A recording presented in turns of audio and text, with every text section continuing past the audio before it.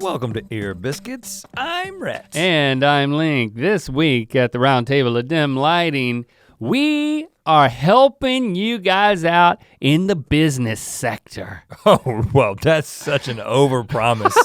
We should have talked about how we were going to platform this.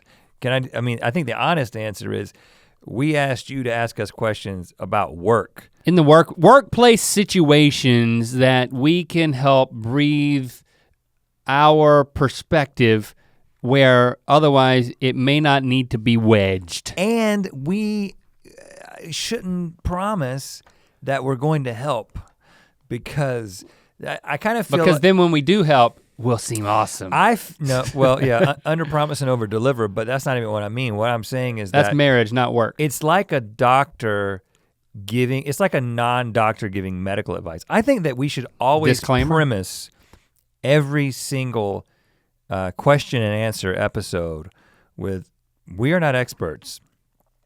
Do not take any of our advice. How do you say this? What is like the correct legal way to say this? No horses were harmed in the making of this ear biscuit. That's definitely true. No animals, period, I don't think. Well, there might be an insect under my foot right now. Oh gosh, why'd you have to make me think about that? Who knows? You're not really the type to hedge. No. I feel like we've been hedging. Do you know that my voice is also getting raspy. Are we gonna go somewhere with these workplace situations and you're hedging because we're gonna be wedging ourselves in and I'm just saying that it may not turn out well if people follow our advice? I'm just saying that I don't know what advice I'm giving, by the way. If we try to platform ourselves as a bastion of advice, then people may be disappointed because we're not, you remember Dr. Ruth? You don't have to convince me. No, well, I'm generally aware, but I don't know what happened to her. Nothing happened to her. I'm just saying we're not her. Oh, remember, lest we forget the lessons of Dr. Ruth. You know what happened to her. She was also also giving sex advice, which we haven't done yet. I'm not saying we're not going to at some point, but that's a category. I don't know. Maybe 2027, okay? But 2027. So the category was just workplace situations. We got some really good questions. Let me tell you right now, you guys, we didn't even give you that much time to respond to this question. And if you want, there's so many good questions. But if you're not following us on Twitter and Facebook, that's where we're putting this stuff out. So if you want to be part of the responding to prompts, then keep an eye out over there. Rhett and Link on Facebook and on Twitter. That's where we're doing it, right? We're Rhett and Link everywhere nowadays. We're also mythical in places for different types of stuff. So but that's different. That's about the mythical vibe. Right. Let's go with this one from Kyle first off, just because it's on the first page. I have a coworker who sits next to me and sings to himself at a moderate volume nearly all day. Uh-oh. He only sings the catchiest things that get stuck into your head, and it drives me mad. Stuck in your head is what, I don't want to make Kyle sound like a moron. Oh yeah, I didn't put a 2 in there. Example, everything is awesome. So Kyle's over there working, and then he's got a coworker sitting next to him. He's like, everything is awesome. This is maddening. Everything is going oh gosh. So this person sits next to you, Kyle. And man, this is almost unbelievable that this is happening, and you say it's a moderate volume. A few key details. That's what. Is it everything is awesome when you're living in your jeans? I can't remember. Yep. I think actually something about dreams. You fly fishing streams? Moderate volume, nearly all day. Now, first of all, this seems kind of crazy, but it's totally believable because if you're really susceptible to earworms, everybody's susceptible, but if you're really susceptible, and even people who aren't like particularly weak for them, sometimes you just find yourself singing it. Like last night at the dinner table with my family, right before dinner, Lincoln had his laptop up, and for some reason, he pulled up. Hold on, your kids have the laptop at the dinner table? No, before we go to the table. Okay. We're like the kitchen counter, and he pulls up, he thought it'd be funny, he pulls out the most annoying YouTube videos and starts playing them, like the Apple Pen Pineapple pen. Still on that. He like pulled that back out of the vault. And then there's this other song that they are obsessed with, and it's, hey, you got any grapes? Da da da da da. He goes up to a lemonade stand and it's a duck that keeps waddling up to a lemonade stand and ordering grapes. And it goes on for way too long. It's an animated. Ducks like grapes? Because grapes will kill a dog. I'm so dad right now. I don't understand it. I'm so annoyed by it. But then we get to the dinner table and we're having a legitimate conversation as a family. And then every few minutes, one of the kids starts singing it. You got any grapes? And doesn't even sound like a song to me. I could look at their face and tell that they didn't even, oh crap. Oh. Okay, are we burning? We got water, get the water up. What? The water, we're gonna catch fire in here. But don't block don't block the shots, guys. This is the best thing that's ever happened to Ear Biscuits. For those of you who are just listening and not watching, are we still rolling, Kiko? Yeah, that's the most important thing. So, all right, I'm gonna get a towel. So the main thing that you need to know if you're only listening to this is the sun fell from the sky. The dim lighting has become really bright because the lighting fell right in the middle of the table, knocked over Rhett's Ear Biscuit jar onto his phone, which is kind of wet, but it's okay. My water's fine. This is Kiko, that was Jacob. They're trying to clean up and make sure that like this place doesn't short out and just burn down. But somebody's gotta man the helm. Everything is awesome. Everything is cool when you're part of a team. Everything is awesome. You're living in your jeans. Oh, God. So speaking of jeans, my freaking jeans are wet. I can't wait to watch it back. Like, I don't know if the shock on our faces was covered by the fact that the big ball came down right in front of us. It could have been the end, guys. Sorry. Oh shoot. I mean, don't listen. The worst is over, guys. Don't panic. It's cool. Everything is awesome. Okay. We're back. We got the light back up, so we're getting back in here. I'm still wet. And you know what? I have a little more information now. A duck walked up to a lemonade stand and he said to the man running the stand, hey, bum, bum, bum, got any grapes? Oh, I've heard this.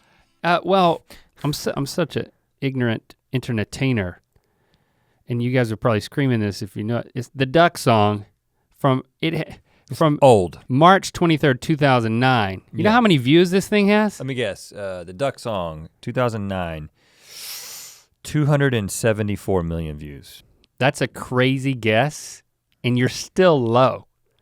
18 million views. 318,000. Hey, for a blind guess, that's not bad. I can't even see that as 318 million. It's so crazy. It got 1 million thumbs up. 318 million views. There's a sequel too. Well, let's for let's another move time. on. So, my kids, just to finish that little anecdote that left us way on the sideline. It's my fault. I was talking to Christy and the kids. If it wasn't one, it was another one who was singing the song, and I would look at them, and I could tell by the look on their face, they didn't know they were singing the Duck song. It was just an earworm. So your brain just starts playing it in your head. I can totally relate. I mean, but what do you do about it? Because even today, we had a song.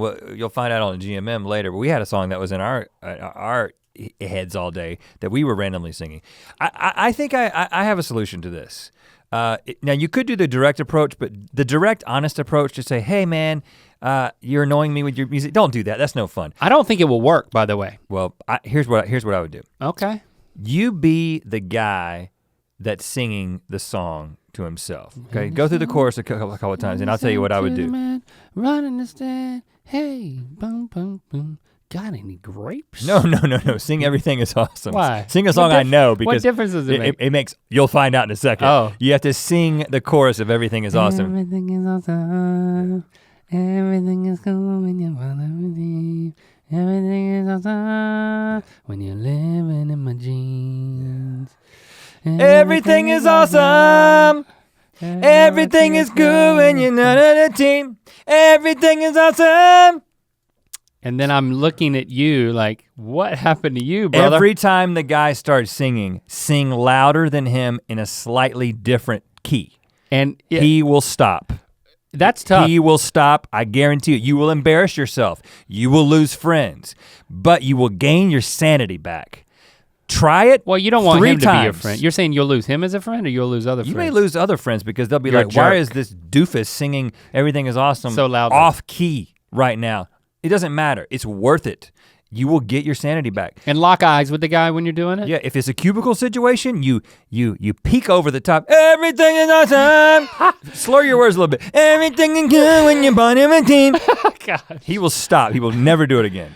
That's the solution to that, Kyle. Try it and then report back. The most surprising part about that was how easily you sang off key. That's not an easy thing to do on purpose. Yeah. It's like, I'm like a wolf that howls. Before you ask another question, let's take a short break. What? Yeah, we need one. Not to. We just took a long break trying to fix this light. Well, it's not really a break. It's a break to let you know about something that you can add to your life. What's going on at Mythical Store these days? Don't you want to know? We've got the Cotton Candy Randy T-shirt. Is really cool. Everything is awesome when you're wearing a Cotton Candy Randy T-shirt. I gotta work on that. He's a cult favorite, guys. Everybody loves him. Actually, you know what? The thing I love about Cotton Candy Randy is he's so polarizing. The most polarizing thing. I know.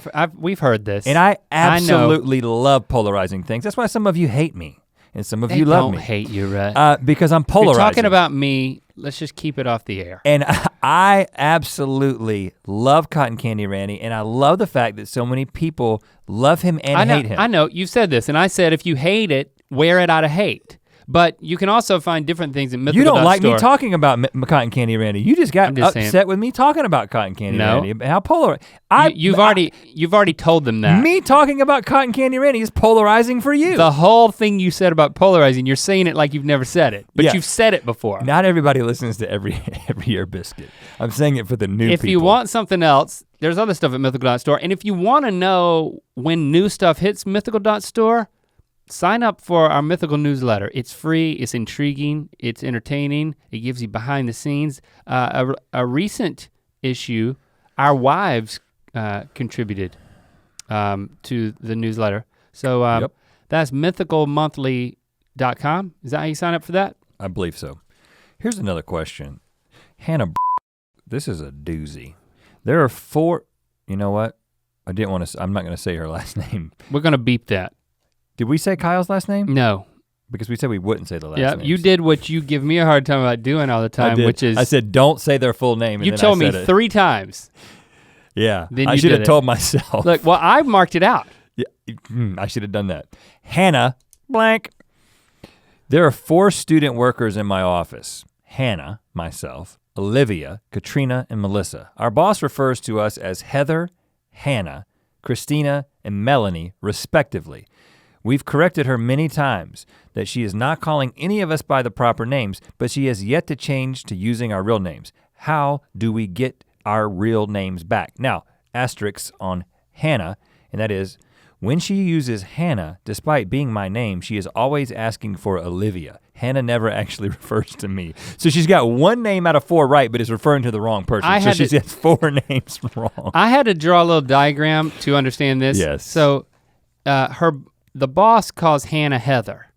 The boss calls Olivia Hannah. Yep. The boss calls Katrina Christina. That's okay. That one's the only one that makes sense so and far. The boss calls Melissa Melanie. Okay. And she's been corrected, but many times. Many times? Yeah. And she keeps going back. Well, this is a power bit.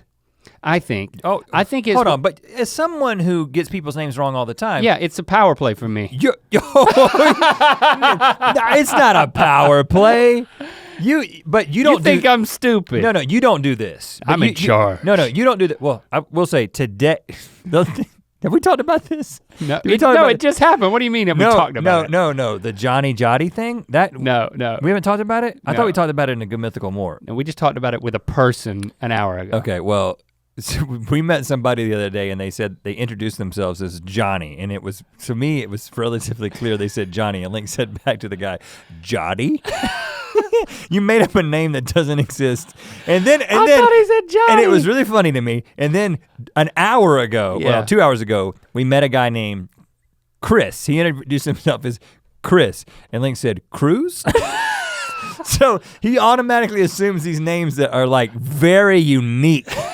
But the two most common names on earth, Johnny and Chris, you assume were Jotty and Cruz, which is similar but different.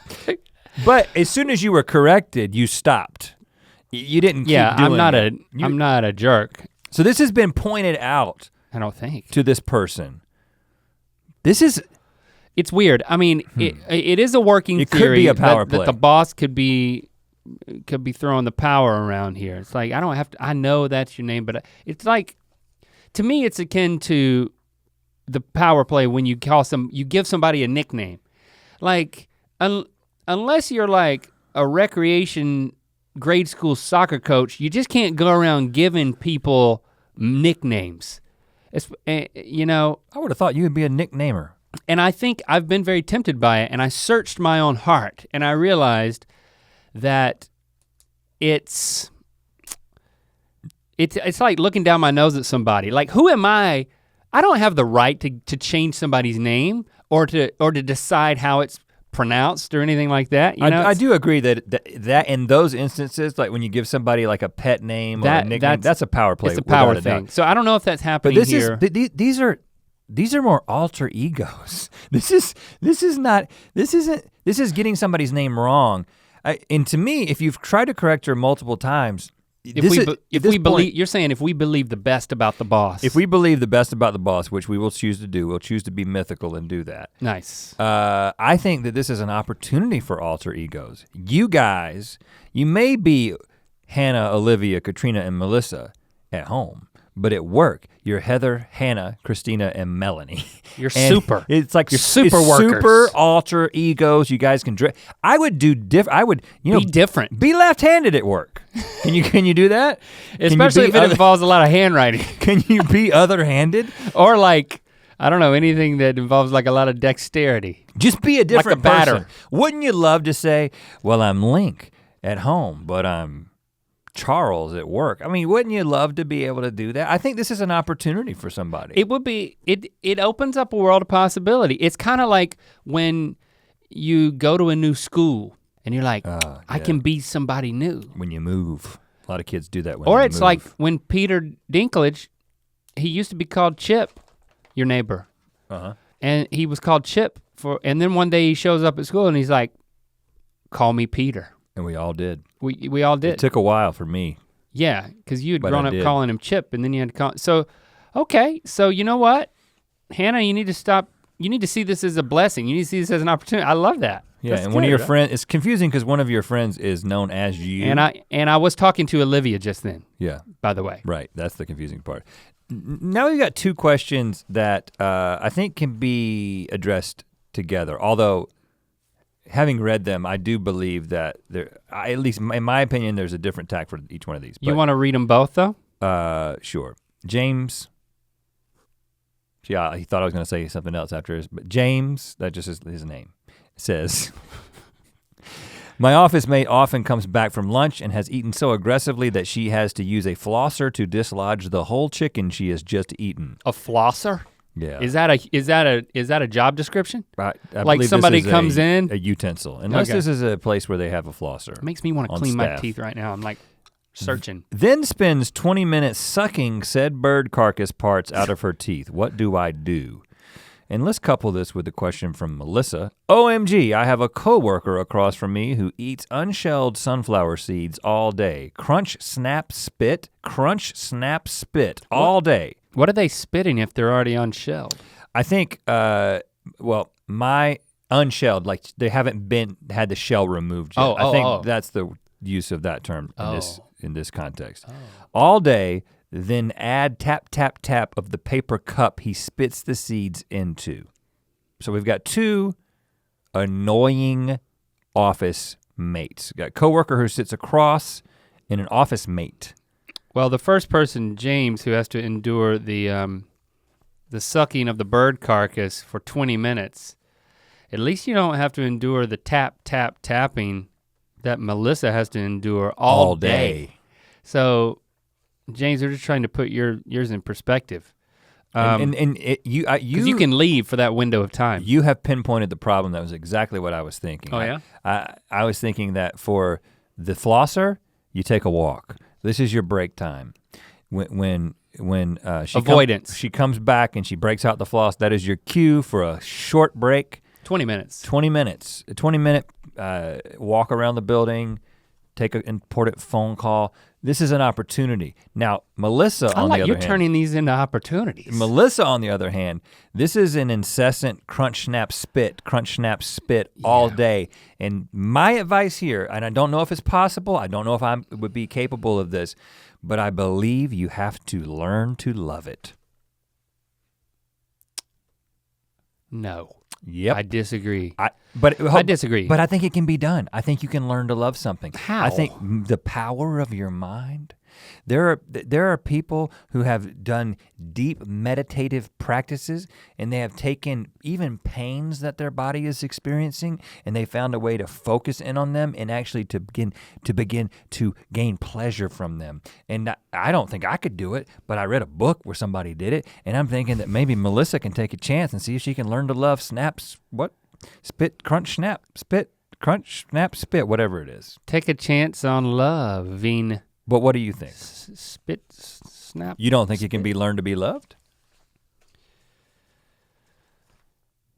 I don't know, you kind of guilted me into agreeing with you because it seemed so metaphysically higher plane. You gonna tell the guy don't eat the thing you love? I think, again, in the spirit of believing the best about someone, you gotta make sure that you don't build up so much animosity that it explodes in other ways.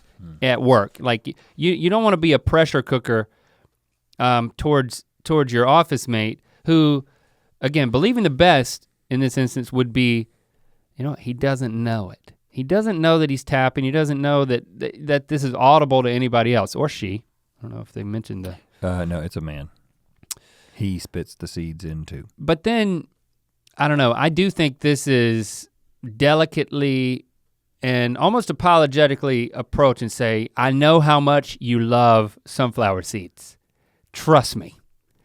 But oh, this is the opening salvo? I just wanted to say it penetrates my ear hole so hard. Don't use those words. Maybe rephrase. I wouldn't say penetrate or hole. I didn't. Yeah, you can think about it ahead of time. I agree with you, Rhett. Let's move on. Dang it. I don't know. Kate. We're trying to find ways not to be so confrontational, right? Is that even while being confrontational, there's got, I think that's something you would have to talk about. An office mate, that implies, I picture 2 people in one office. So this is like an arranged marriage. Like I had an office mate and I had to become friends with him. You learned to love him. I learned to love him, but also learned to be honest about the things that weren't working, because you know what? It goes both ways. That's and you're true. opening a door and that could be part of it. Opening salvo is, I know how much you love sunflower seeds, trust me. But it makes it difficult for me to concentrate, do my job, et cetera, et cetera. And honesty could work. And then by the end you're saying, and I'm sure there's things that I do that might make it difficult for you to do your job, and I wanna open the door for you to tell me those things. It's a safe place. What if you started with that? What if you said, hey Daryl, whatever his name is there anything about me that annoys you? Like what if you started with that question? And, okay, let's go with that. Okay. And then Daryl's like, no. You're great. And then what? And then I think he would naturally say, well, is there anything about me? Well, I'm glad you asked. No, but let's say, but let's say that doesn't happen. Let's go through it. Then you learn to love it. Start over. Hey Daryl, something I've been meaning to ask you. We're office mates. Yeah. And we share this space. And, yeah. Sometimes when people share a space with each other, there's little quirks and stuff that can get on each other's nerves, and I'm trying to be more conscious of that. So, serious question, is there anything about me that annoys you? No. And that's it, no. That's the end of the conversation? Okay, cool. Well, yeah, I'm gonna learn to love the fact that you annoy me with your sunflower seed spitting. Yeah, I mean, it's like you gotta. It's an internal conversation. You wouldn't say that out loud. You can't trap somebody, but then you can. I think there's a good way to do that. I think, you'll figure it out, Melissa. Kate, sorry, we couldn't be more helpful. Kate asks, how do you deal with a ravenous coworker who snoops around after everyone has left and steals everyone's snacks and candy from all of the cubicles? Hashtag Ear Biscuits. Serious. Now, if you're not familiar with cubicle culture as I am, this may come as a surprise to you that many cube dwellers have a little stash of candy or treats that they put in a bowl, like a dish, that you would normally see on like a great grandparent's coffee table. Yeah. So that it's a really smart thing, because when someone comes to your cube to have like a work conversation, they get a little reward. It's Pavlovian. It's like, oh, whenever I go see Daryl, I get a few sunflower seeds. That's not the best treat, though. You want something individually wrapped. One of those strawberries that has the gushy strawberry center, and that's wrapped and looks like a strawberry. Yeah. Yes. I gotta unwrap this. You would never buy that, but somehow someone has it. Yeah. Tina has had them. They're from 1984. Have you ever seen one of those? Have you ever seen in a store? No. For purchase? No. I don't believe they're available for purchase. They're just, I've eaten them. I mean, whenever I'm presented with one, I will eat it. Anytime a candy is wrapped like of the fruit that it represents, I eat it. I've never said no to that. Can't think of another example, but I agree with you. Yeah. And so that's a good idea. That's just unsolicited advice for cubicle dwellers. Treats, but have then treats. Somebody's going around and stealing them. And first of all, this would just be something cool to catch on camera. Yeah, this is definitely a hidden camera situation. But then if you're gonna set up the hidden camera to catch them, you might as well go one step further and plant a little naughty. Oh, you're saying poison them? I know that's not what I was thinking, but yeah, that is what it sounded like. I meant like a spicy strawberry candy wrapped. So don't poison them. Do not. Again, all of our advice is to be taken with a grain of salt. And next time this falls, it's gonna hit me. And I was just asking the question. I wasn't suggesting that you should poison them. I was saying a hot treat. A hot treat. Take the strawberry, unwrap it. Nasty. Inject something nasty. A turd? Is that going too far? Or spicy. You could die eating a turd. But then they're gonna leave. But then at least you'll know. You kind of want to, when you play a prank on somebody, you want to be able to see them eat it. I don't think that when she's stealing it, she's eating it right there like a squirrel. You gotta put cameras in everybody's cubicle.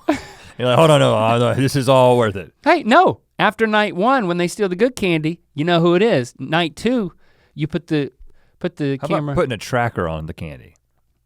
She swallow the tracker? Wherever she's going at all times? But then what happens is you follow the tracker on your computer to a certain address, and then you look up that address and you tie it to the coworker and you know who it is. I'm second guessing the whole hidden camera thing in general, because I think you might get fired for that. There's like a privacy breach in that. But I think seriously, maybe like one of those Hunter motion operated cameras that just takes a photo of the candy. Like a cougar? Yeah, just set that up so you get the cougar. That might not get you fired. This is taking too many resources and too much time to set up trackers and that's what people in cubicles live for, man. Oh, you're right. I'm sitting in my cubicle back at IBM days, and I'm just looking for something to live and breathe for. Well, I think you can start a movement though. If this is something, I want to catch, maybe a snare. Like the context here is that this person is stealing everyone's snacks and candy. So if Kate knows that this person is stealing everyone's snacks and candy, that means that there has been talking amongst multiple people. You've got the beginnings of a movement here. Well, first of all, at this uprising. If it's everybody's candy, then it's easy to find out who did it. It's the one cubicle that still has candy. So they're probably stealing. They probably don't have these people eating their own candy. They don't have their own candy. They wouldn't be stealing. I think that this might be a mass email, like a company email situation. This may graduate to that because it's technically theft. You know, to whom it may concern, who is stealing all of our candy. Who is this? This seems passive aggressive. If it's come from the boss or an employee. Employee is passive aggressive. And overreaching. I think it comes from a movement. I think it says from. Oh, so like a list serve. It's a petition. Everyone signs it. We are a part of the candy union. We, the candy union, all believe and agree that it is wrong and morally apprehensible to sneak around. And steal. Yeah, it makes me nervous. Steal my candies. Steal all our candies. So something I think there's some what good kind of world are we living in somewhere. that you got to lock up your candy every night? Right. Now here's a question from someone. I am going to say his last name because I love the way his last name sounds, and we've already said we've said it before. Nat Pua asked another question, and Nat, we're not always going to answer your questions just because your last name is Pua, but you had a good one. I know you've discussed it in the book of Mythicality, which I own and love. Hot tip, if you want a question read on Ear Biscuits, include a plug for our merch within the question. Pua knows all. But how do you know when it's time to leave the 9-to-5 job to pursue that something else that you're also passionate about? This is a good question. And one I think a lot of people are probably wondering about. I know many of you right now are listening to this while in the midst of doing something that you'd rather not be doing. It doesn't connect with the deepest, most inner you. It may not utilize your highest and most refined skills, and it may not reflect where you want to go in life. But first, let us say that we are here for you. We're glad to be a part of taking the edge off a sharp environment that you find yourself in, and you may not be able to make a responsible decision to get out of at this point. That was my comforting voice? Like comforting, kind of pick you up. And it's not gonna change overnight, but maybe the advice we're about to give can help you in the long run. I have some thoughts. You wanna go first? Or I'll just skip to it. I think anything, as you start to pinpoint where your passions lie, find ways to invest some time and energy and resources, that may be money, into developing that skill, or gaining experience there, or just starting to channel your passion into something outside of work hours. So it's gonna require some sacrifice. I think it most likely will not be responsible for you just to quit your 9-to-5 and then try to start something up. You know, we were very practical, and we can get into that, but I think that's where my advice is gonna land, and we can go into some of our experience if you want to. Well, I was gonna basically say the same thing. That you find a way. You don't quit when you don't jump ship when you don't have another ship to jump into. Mm-hmm. I think you've got to build a framework that there is a practical. Maybe build a rowboat. And let's go with the analogy. And a responsible, a rowboat or a lifeboat of some kind, so that you, and obviously it depends on what circumstance of life you're in. If you're married with children, if you're the breadwinner of the home or whatever, you which was the case with us, you have a special responsibility to your family, and so you can't just jump ship and be like, I'm going to find myself and find what I'm passionate about. In the meanwhile, you're all going to starve. You don't want to do anything like that. If you're single and you can support yourself and you don't have a lot of expenses, you could possibly quit. But I think that having something that you've actually invested your time into, and there's some sort of practical path towards a career. So speaking from our own experience, before we were doing what we do now, we would get together once a week at night to do comedy. And sometimes that was writing a song, and so but we were constantly working on what we were passionate about. We had no idea that it would ever be a career. We had no idea that we would ever that things would get to this point. There was no career path, but there was just this very, very small seed of an idea that we just put ourselves into. We scheduled this regular thing once a week, and that became the seed that grew into what this has become, just because we just said, all right, we don't wanna stop doing this steady job, but we want to try something else, at least a little bit. I think you gotta at least have that. Yeah, I mean, anything, if your passions aren't being employed by your employer, then you gotta, I mean, if you're passionate enough about it, you're gonna be willing to sacrifice some of your extra time to invest in that on the side. And if you're also good at it and opportunity aligns, then I think you'll be ready to jump at something, you know, when there's more of an opportunity, or when that rowboat gets built and it's got some oars and you have a destination you can start paddling towards. You complete the analogy. Paige asks, I work in retail and am always bored. Any tips to pass the time? Now Paige isn't saying that she wants to jump ship and get out of retail. Maybe there's upward mobility in retail, and maybe it's just where she's at for the time being that it gets boring at times. I've walked into retail situations and I'm just there as a customer and it drains me. I leave as floppy as a Ziploc bag full of water. You know how sometimes you'll have water. It's a Ziploc bag full of ice and then it melts. And it melts and it's like, man, there's nothing more flaccid than a Ziploc bag full of water. You have to use that word. That's how I leave clothing stores. Like if I never went in another one in my life, it's like from the moment I could be the most vital human. And it's just like, it just sucks the turgidness right out of me. Oh gosh. It's just so draining. I can't imagine working there. Well, you haven't helped Paige. Sorry, Paige. You really you've laid the groundwork for a great answer here. Yeah. I'm just feeling her pain. Sometimes that's all you need, someone to give you a verbal hug. Just to be sympathetic. And first of all, neither of us have any retail experience. This is not a job that we ever did. I don't think that either of us would have been good at it. But I think you've got to get somewhat creative.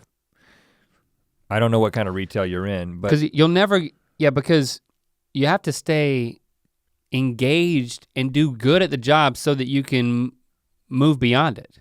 But if this festers, then you're gonna get fired and it's not gonna lead to any other opportunities. So I see where you're going with this, something that's like, well, and something related to the job, because keeps you going. Because what I don't think you can do, which I think a lot of people do, is if you get disengaged with your job and you replace it with engagement in something that is tertiary, that isn't related to your job, you're on your way out. So in other words, if you do what I did in the waning years of my engineering career, and you just go online and learn about ultralight airplanes and crow hunting and et cetera, you're not long for this engineering world.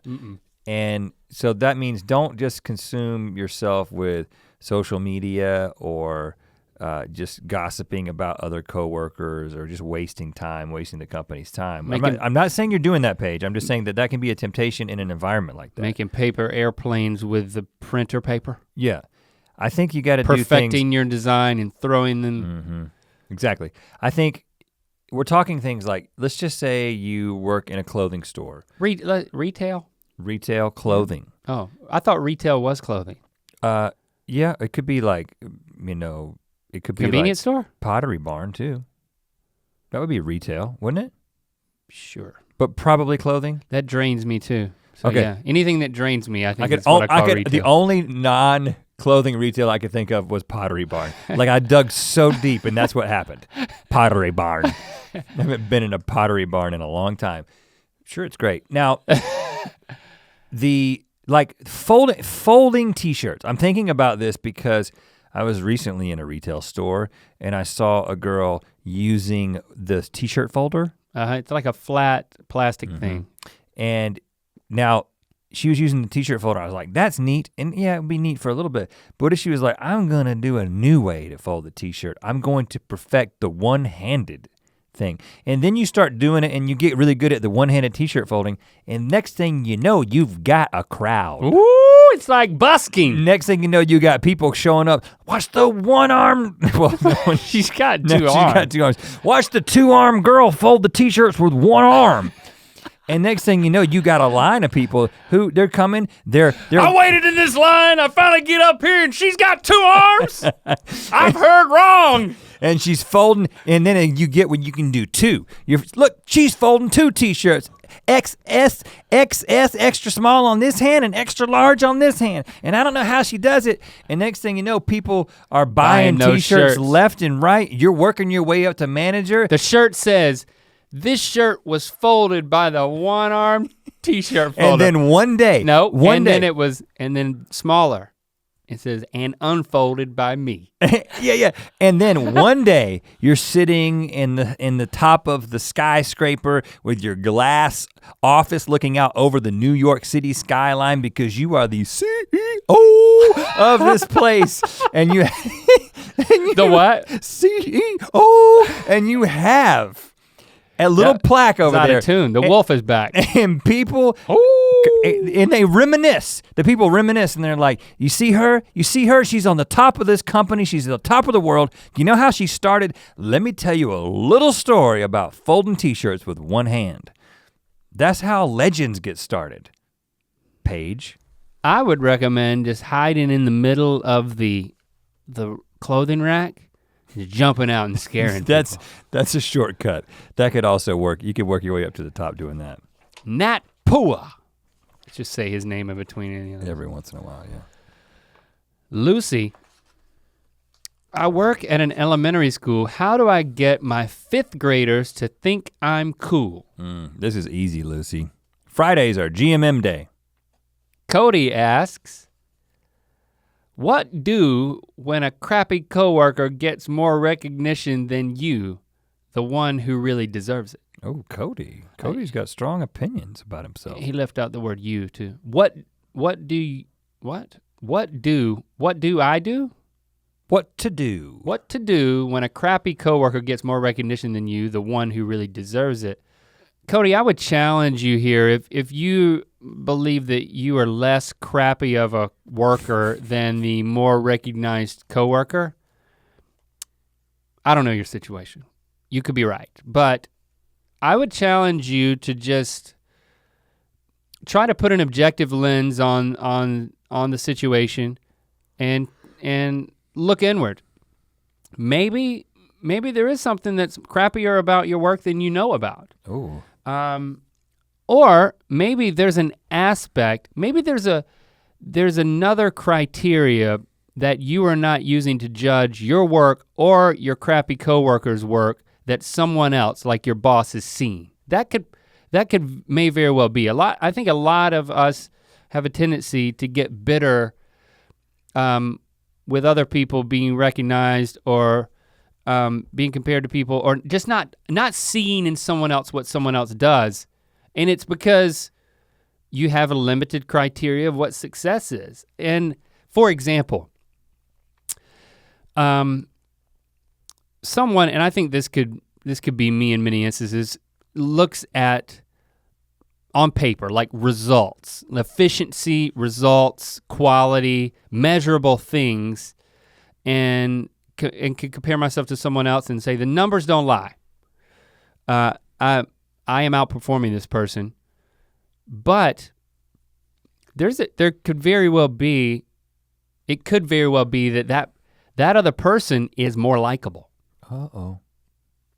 The intangibles. I'm just giving an example. I think it's never underestimate the power of being likable. You could say it's being nice, or that it's being, when you work with people, be somebody worth working with. I think you could, that could slip into being like some sort of political, I'm gonna make somebody believe I'm gonna butt kiss, or I'm gonna make somebody believe I'm great, or I think they're great, and start playing games. I'm not suggesting that, but I'm just saying, as one example, and it could be anything it could be different things that you're missing. As one of them, never underestimate being a coworker worth working for or working with, or, you know what I'm saying? Well, yes, I do, and I would say that as a boss, as bosses, I would say that in the instances in the past years of being a boss, when we evaluated someone's performance, you've sort of got two things, right? You've got your performance, and then you've got those intangible things, like you're calling it likability, and I think it would be. Well, I'm just giving that as one example. Yeah. I think there's some other things. But in likability that are not as measurable. And likability it doesn't mean it's like, oh, he's cool or whatever. It also means like plays well with others, works well, has a positive attitude. Yeah. There's lots of things that contribute to it, and I would definitely say that our evaluation of people's performance has often been influenced by, well, so-and-so is struggling in this role, but man, he's got a great attitude. He really brings a great, his attitude sort of lights up the room. He's great to work with. Thank you. Yeah, I'm talking about Link. So he's really suffering and is struggling in his role here as co-host. But he's a real likable guy. Yeah. We keep him around. But when you've got but 9 times out of 10, or 10 times out of 10, if someone is struggling in their performance and they also happen to be difficult to work with, or there's just something else that just makes them not likable, that is something that they do have control over, then it makes it very difficult for us to have a positive evaluation of them. Well, but to get back to what Cody's saying, because that may not be the case with you, Cody, I do think, to echo the last thing you were saying, we're encouraging you to focus on the things that you can control, and you can't control how another coworker is perceived. If you try, that could be very dangerous. It could be sabotage. Yeah, you don't want to get into that game. So focus on yourself and you know what? Maybe you want to ask for feedback from your superior without drawing a direct comparison to anyone else when you go to that person. Just asking for honest feedback. Yeah, and I wouldn't mention anybody else's name. No. Catherine asks, what do you do when a coworker thinks they're hilarious, but they aren't? It seems so bad not to laugh at all, but their humor is that bad. Oh, this is tough. Yeah, when somebody thinks they're funny and it's like, maybe you like them as a person, they're honestly trying, man, there was a guy back in the IBM days. We called him Baron, the Baron. Was that his name? It was his last name.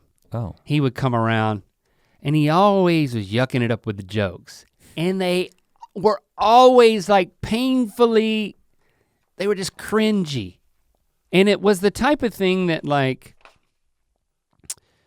he would put you on the spot. It was so many years ago, I don't have an example, but he kind of had this Michael Scott from The Office, that was his name, right? Yeah. Kind of vibe that's like, he's zero self-awareness.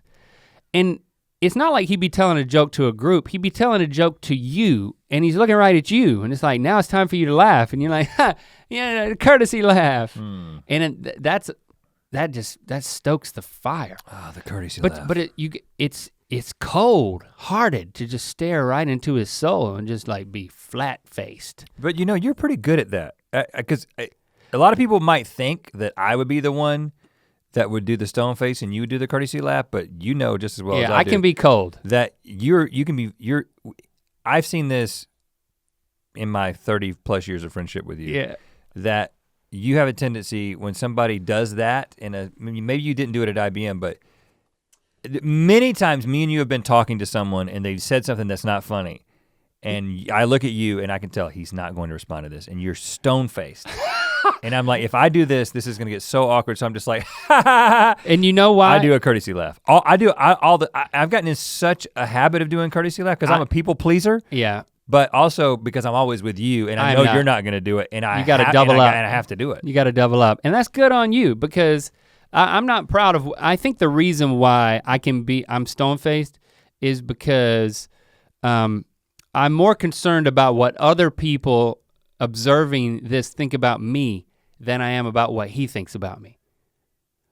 Because if I laugh, if I don't laugh, it's like, oh, he might think I'm a jerk. But if I do laugh, everyone else thinks I'm a chump who has no real sense of humor. Dang, Link actually thinks that guy's funny. But you also know I'm gonna laugh. If it's just us. I think if I wasn't there, you'd probably laugh. Well, that's why I keep you around. If the courtesy laugh fell back on you, you'd probably do it. Even though your performance is par or subpar, I keep you around. I'm so likable. For that reason, because I need you in that sense. But the question is, how do I get somebody to stop? So here's what I think. I think you gotta do the stone face. No, I think this is what I think it is. I think there's a way to graciously say something like this. Here's an example. I don't know what you would call it, but it's like, Baron, man, you have a refined sense of humor.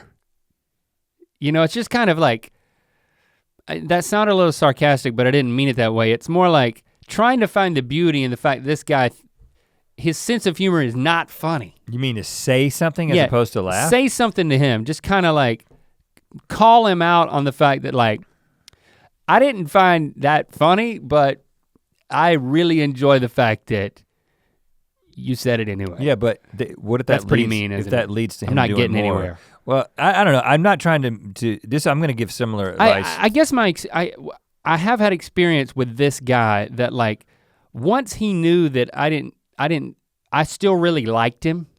And nothing I just said, I sounded like a jerk. But I don't know how, but I did succeed with Baron. He knew that I didn't think he was that funny. Oh, so it worked. But I thought that he was funny because he always tried to be funny. So we were friends. It was like, I love you, man, but I don't get your jokes. Oh, so you actually said that? Yeah, eventually. Well, that worked. Because typically, if it worked for you, this could be what.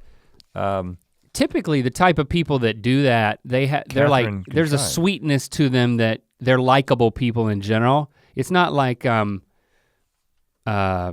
boss in Office Space. Right. That guy deserves no mercy. So if they're like Baron, this guy who's like super sweet guy who just can't for the life of him make a funny joke, but he can't for the life of him stop trying, you gotta love him for it. Yeah, well, I don't have any advice here because I don't think I would be able to apply my advice because stone-faced? I would, I'm a courtesy laugher. You're always gonna get a laugh from me, although you can probably tell that it's fake. Definitely. Spicy 110, no name, that's just it, Spicy 110. Suggestions on separating home and work when you work at home and don't have the space for physical separation. Now, one of the things that we've always said, we've always valued an space. Office. Yeah. So even before we even had any idea what this Rhett and Link business was gonna be, we had an office. It was a free office. We used the basement of my father-in-law's, one of my father-in-law's dental offices, or like the admin headquarters for his dental practices. And it was this like storage area that was really, if you ever watched the old school Rhett and Link cast or some of the stuff on our channel way back in the day, that was that space in Lillington. And we always have valued this. I mean, you know, both married with children before we started doing this job, so we really needed to find a way to get out. Now, I realize your question is that if you don't have space for physical separation. You're giving them a verbal hug. You're feeling their pain because you don't feel like you could do it. Because that's good. We've always just said that, I know the way that we work, you know, and I think for different reasons. For me, I'm so easily distracted. And for Link, it's not that you're distracted, it's that you are kind of driven crazy by frustrated. You're like more frustrated by not being able to get into a quiet space. And for me, if I'm in that space, I'm gonna get drawn into other things. I'm angered by it, you're enticed by it. Right. But for both of us, not being able to get away is a huge problem. Yeah. But let's try to answer the question in a way that, so I mean, I would say, first of all, if there is any way to have some sort of shared workspace, because there are very affordable like shared workspaces now. There's all these like, I don't even know the name of it, but basically you can get like I've heard of one. You know, these work share deals where there's basically a desk somewhere. There are affordable options for people. Like a coffee shop is very affordable. Well, I don't know what kind of work you're in. If you gotta be on the phone. Yeah, or something. I'm kind of assuming that like you can't go to a coffee shop. You need something that's not out in public. So I would like say that a library park bench type situation. If you want that separation, the easiest way to create it is to create physical separation and to try to find a way to create physical separation if you cannot find it in your home. But let's just assume that you can't do that, you can't afford that, there are no realistic options for separation. What do you do? Closet. Push all the clothes to one end of your closet. You get in the other end. Close the door. I'm imagining there's kids running around. You might they never know you're in there. But that's still physical separation. There's no space for physical separation. You're saying find space. You don't think there's space? Find the space? Yeah, find the space. I'm saying, let's just assume there is no space. This is a yurt. Let's say this is a closetless yurt. Okay? At this point, I think you've got to have some sort of physical indicator on your body that indicates work time. Like a bucket on your head? It could be a helmet. A helmet is not a work hat. I got my work hat on. You know, I got my work glasses on. I got my work shirt on. And what it does is it puts you in a frame of mind that I'm working now, and it puts the other individuals who may be in your space with you, they're like, oh, mama's got a bucket on her head. She's working. So it can't be a literal bucket. No, but we're saying a hat. Helmet, hat, a pair of awesome glasses, a wig. The work wig, we could sell that. Mythical.store. The wig for the working person. And if you just put it on and mama working means business. Daddy's on a roll. He's got his work wig on. What would it look like? It would be like a sharp, like a professional slick cut. Down? We gotta have multiple models for whatever. I think it's big.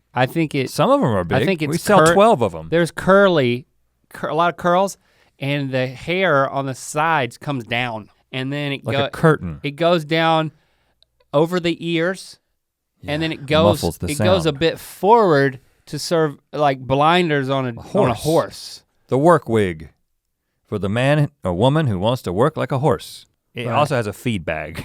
Right, you don't have to because you don't have to get up. And probably while we're at it, we'll attach one of those 2-drink stadium pals that it's like the external catheter, and you just pee right into a bag. You don't have to get up. You got a helmet on, you've got the trough to eat, and you've got a catheter. Somebody sketch this up so that we can patent it. Work wig. The work wig complete with built-in feed bag and pee bag. Sound suppression,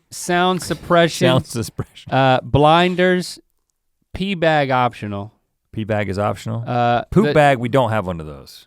We don't have one of those. If you gotta take a crap, you gotta go to the bathroom. You need a break anyway. We did not help at all on that one. A lot of these, I feel like we're helping a lot. You wanna end on a good one? You don't think that was a good one? The workwig.net. Let's end on a high note. Bert. A coworker with a nose whistle. Is that an instrument? Or is that a condition? Might as well be sitting next to a foghorn. Oh gosh. Foghorn is low. Nose whistle is like if your nose is built in a weird way, and you start if you're working and you're really deep into work, you almost get into like a meditative state with like those long breaths. It's a higher pitch thing. It's tough to emulate unless you've actually got a booger that's creating the situation. Yeah, like if it's a booger, it wouldn't happen every day. This must be. No, you could, well, it could be a deviated septum. It must be anatomical. Yeah. An anatomically engendered foghorn-like nose whistle. Nose whistle. This is a problem. But I bet it only happens when you get into that work state where it's like the slow breathing. You think noise canceling headphones would help? Because a lot of people have misconceptions about noise canceling headphones. They think that they cancel everything, but really they just isolate certain frequencies that are like monotonous in the background, and then they take those out. That's why like it gets rid of like the engine noise, but then you can hear the person talking to you on a plane. If you wore like the quiet comforts in this, Bert, you would actually hear much more of just nose whistle. Well, I'm sincerely asking the question, is a nose whistle sustained enough to be recognized as a frequency that can be chopped out? Because the other thing you could do, this is not great. This is not a great solution. So first we're saying, Bert, try noise canceling. Get a pair of $300 headphones and then take them back if they don't get rid of the nose whistle. But this could potentially work. Right. So you get a laptop computer. You get an audio editing software. I don't know if GarageBand is capable of this, but probably.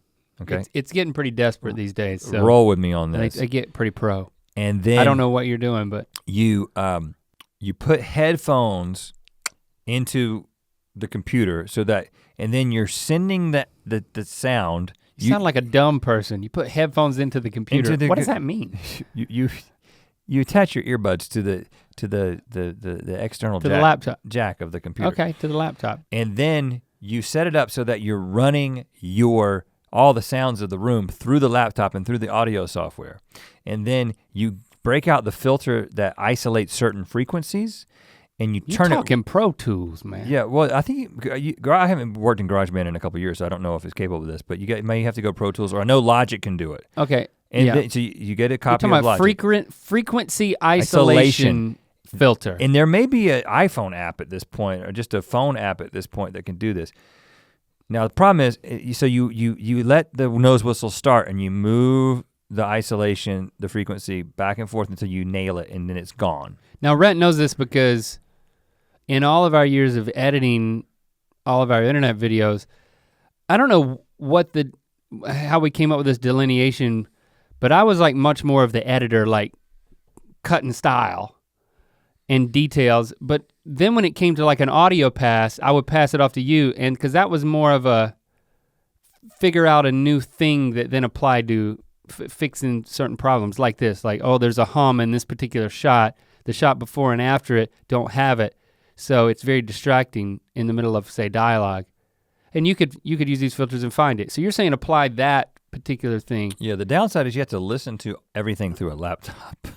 So that's, you gotta carry this laptop with you. Because it's live, it's like you're live recording your work environment. It's sound processing that is isolating that frequency. Well, it's what happens in noise canceling headphones dynamically, but it doesn't. You're doing it manually.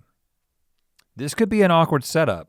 Otherwise, here's another potential solution that may be simpler. Punch them every time they start doing it, like when your spouse snores. I don't mean like punch them hard, I mean nudge. Nudge them. Person's not asleep. They're like they're just breathing. Let's just assume that it is. I say just go up to them, and before they know it, you've grabbed their nostrils. Oh, they can't. No physical contact. You gotta be passive about this. How about this? This might be a better idea. I doubt that it's anatomical. I'm guessing that it is a recurrent sinus infection of some kind, or this person just has certain shaped boogers, and it just works itself out, right? Okay. And so it's a recurrent thing, but it's not all the time. So we're talking about a nasal issue.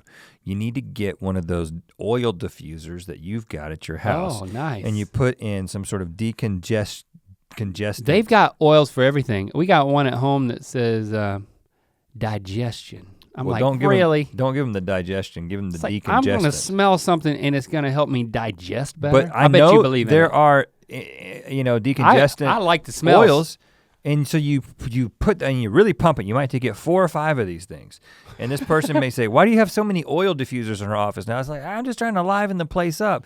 And you keep adding an oil diffuser every single day until the nose whistle goes away. Until you get to like 20, at which point it would be excessive, and then you do the other thing I talked about with the laptop. Because if you were to go the direct route, which we often recommend, have the awkward conversation, well, if it's anatomical, and I do believe that it is, what's the person gonna do? That's like saying, you know, that mole on your chin is really annoying me. Can you have it removed? Well, the mole doesn't make a constant noise. I know, but it still is kind of the same thing. It's like, can you go to see an ENT and get him to ream out your nostrils so that Maybe the breathe strips, like for snoring, speaking of snoring, maybe they will work. Maybe I bet it would work. Every morning you could come but up and how are you? You look so great, and you just touch them on the nose and you. Now you're doing the touching. That's when no, but I'm doing a gentle touching. I'm congratulating. You gotta touch somewhere else. Touch the shoulder and be like, you look, like this, you look so great, and you that's when you attach it. You attach it. Just to put a sticker on their nose. And I did not consent to you touching my nose bridge. Your fingertips are so sweaty. No, it's not sweaty, it's oil. Oh, really? Yeah. It's like from the diffuser. You just diffused my nose bridge. My hands are hot, man. I got hot hands. It smells, I can't smell it. It doesn't stink. They're not sweaty, they're just. It's gonna help with my digestion. They're hot. Okay, that's ludicrous. Are you telling me that you're gonna? I gave 3 different options. Just pick one and deal with it. But you could give them nasal strips as a Secret Santa. You gotta apply them with your hands though. Secret Santa's a good idea, any time of year. But then he just thinks he's snoring. Well, how does he know I snore? There's a note from Santa. I heard you snore. No, it's not about snoring. You have a nose whistle, bro. Yeah. Or you could start recording it and then loop it into like a track. Create a new beat with it. I don't know. I think we have helped at least one person. We've done it. Somebody got helped in that. Done it. I'm sure, you know. I mean, some people probably got misguided advice, but again, so I did the disclaimer at the beginning. The light falling should have been a sign for us not to continue. Yeah, it wasn't. It was fate for us not to give advice tonight. We pressed on, and now we're gonna reap. We're gonna reap what we've sown, and here you are with us. And you know what? We'll speak more at you next week. Come on back. Tell your friends, bring them over. If you dare. I'm curious how you would describe Ear Biscuits. Let us know. Let us know. Describe Ear Biscuits in an online short social commentary with hashtag Ear Biscuits. I legitimately would like to know how you would describe this show if you were gonna recommend it to someone. Yeah. So please let us know. We'll look into that. We'll be interested in that. Hashtag Ear Biscuits. And thank you.